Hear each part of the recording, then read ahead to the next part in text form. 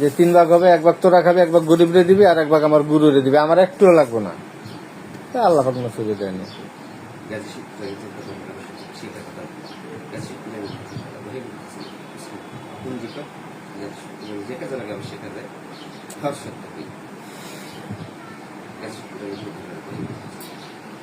এটা 100 কেজি চাউল, 100 কেজি গুড় বা চিনি দিয়ে ফলা দিবি, দিয়ে পাক পাক করার পর এই ঘটির কাছে এনে ছেড়ে দিবি। পাক করার 5 মিনিট ধূপকাঠি মোমবাতি জ্বালাবে, ধূপবাতি বা ধূপকাঠি মোমবাতি জ্বালাবে 5 মিনিট তারপর শুক্তো নাম তারপর 5 মিনিট পরে যায় সবগুলোর মাঝে বিলি করে দিবি, তখন যেটা কাজ করবে।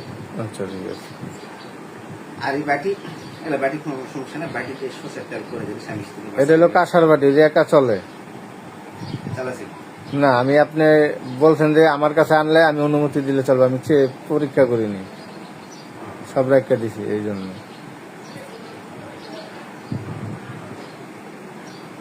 একটা একটা বাটি আপনার মন চাইবে।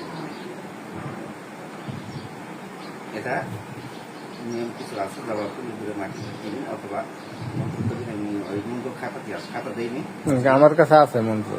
অরিজিনাল খাতা দেওয়া হয়নি। না, আমার খাতা দেন নাই। ও ভালো কথা, ওই খাতার বিষয়ে আপনি আমার একটা খাতা দিবেন, আমি যাইয়া কিছুদিন পর টাকা পাঠাবো।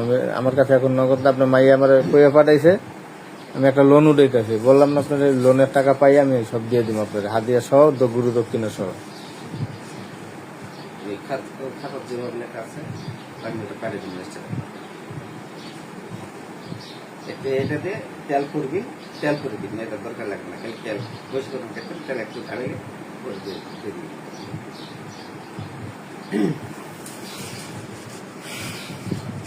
আর এলাকা পাশে যে কোনো তাই ইস্তেমাল কিনে দিবি।